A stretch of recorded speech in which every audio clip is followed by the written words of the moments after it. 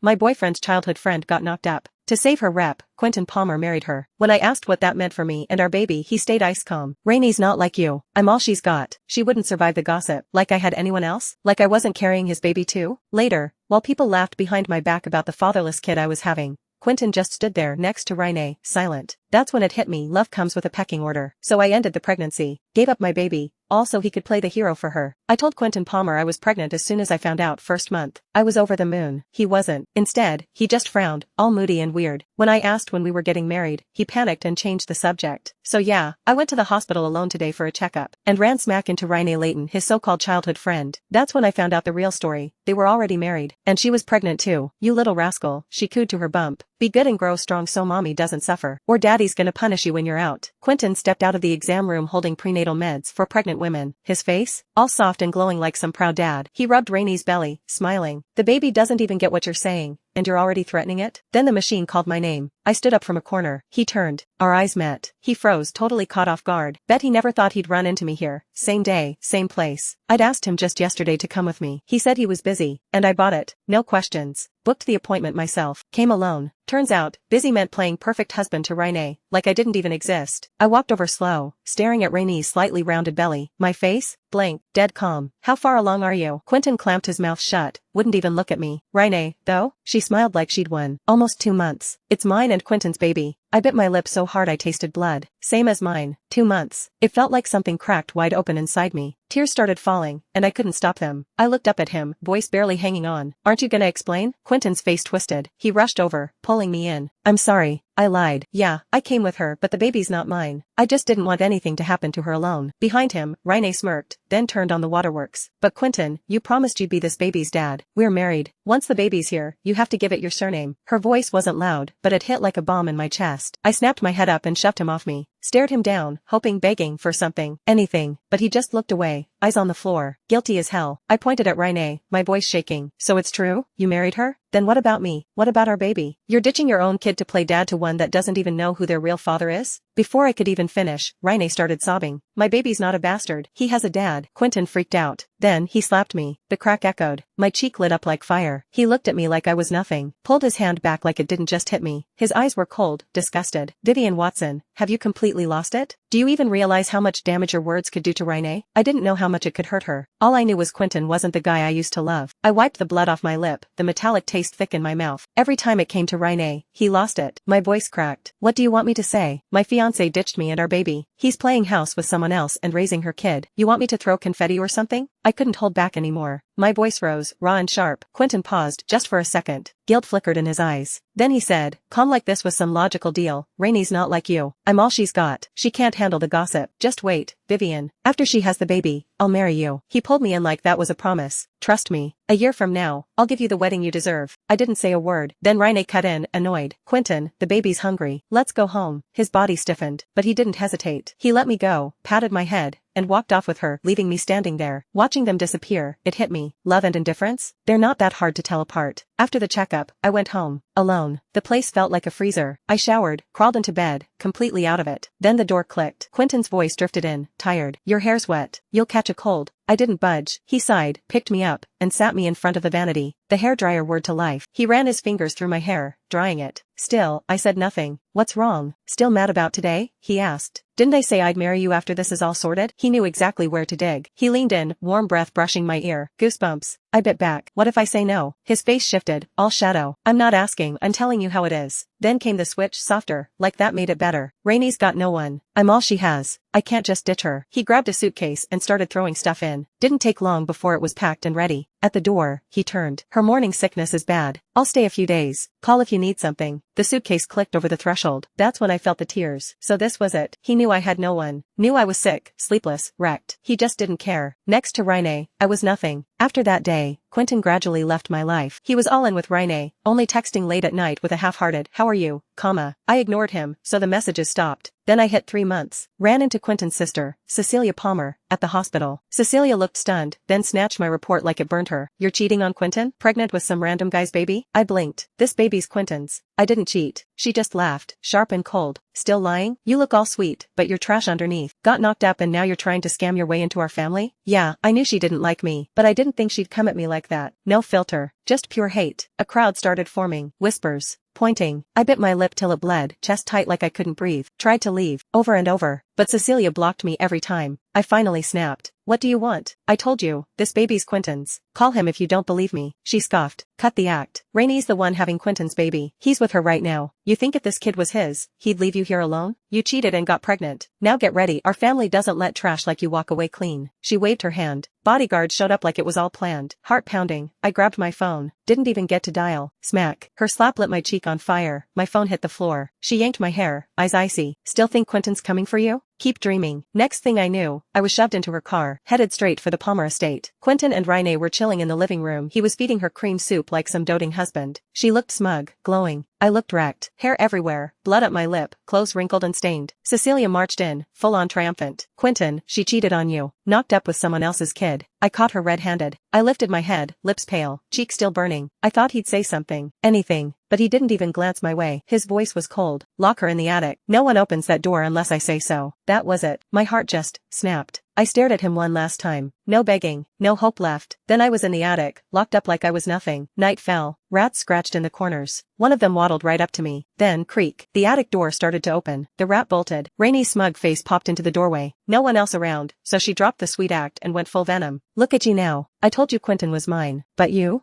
actually thought you could steal him? Marry him? Please, you were just his side project. That grin lit a fire in me. I grabbed something off the floor, launched it at her. She screamed and hit the ground. Then I saw it. A rat. Footsteps thundered upstairs. Quentin and Cecilia stormed in. Rainie was on the floor, clutching her stomach, sobbing like she was dying. Quentin, my belly, what if something happened to the baby? I was just being nice, offering Vivian food, and she threw a rat at me. She turned up the waterworks, sobbing louder, milking it. And just like that, they all believed her. Cecilia looked like she was about to lunge, but Quentin held her back. His eyes pure ice. I can't believe you, Vivian, he said. I let you stay here so it'd be easier to take care of you. But clearly, you can't be under the same roof as Rainie. I shut my eyes, drained. The hopelessness was crushing. Live together? Please. Everyone thinks Rainie's carrying your kid and I'm just the girl who cheated and got knocked up. Why would I belong here? His jaw tightened. Annoyed but trying to keep it together. Just, focus on your pregnancy, okay? Keep the baby safe. Stop picking fights with Rainie. I didn't say a word. Just let out a cold, bitter laugh. He snapped. Slammed the door. You're staying in the attic. Maybe some time alone will help you think. I'll have food brought up. I was stuck in that gross, airless attic for days, rats included. Rainie stopped picking fights, probably because Quentin warned her. But a month in, she walked by, and she made sure to say loud enough for me to hear. Quentin's taking me to my checkup tomorrow. That night, I played it cool. When Quentin dropped off my food, I said, it's been a month. The baby needs tests. He smiled, like I was finally the version of me he wanted. If you'd been like this earlier, things wouldn't have been so hard. Don't worry, I'll take you tomorrow. He didn't. He went with Rainie. I got stuck with Cecilia, who barely looked up from her phone the whole ride. At the hospital, she didn't even catch when I asked about ending the pregnancy. The doctor helped me go through with it. Quentin showed up late. Rainie was already done. Where's Vivian? She's still not out? He pushed open the door, froze. Blood-soaked sheets. Tissue on the floor. His face went gray. Lips shaking. Vivian, what did you do?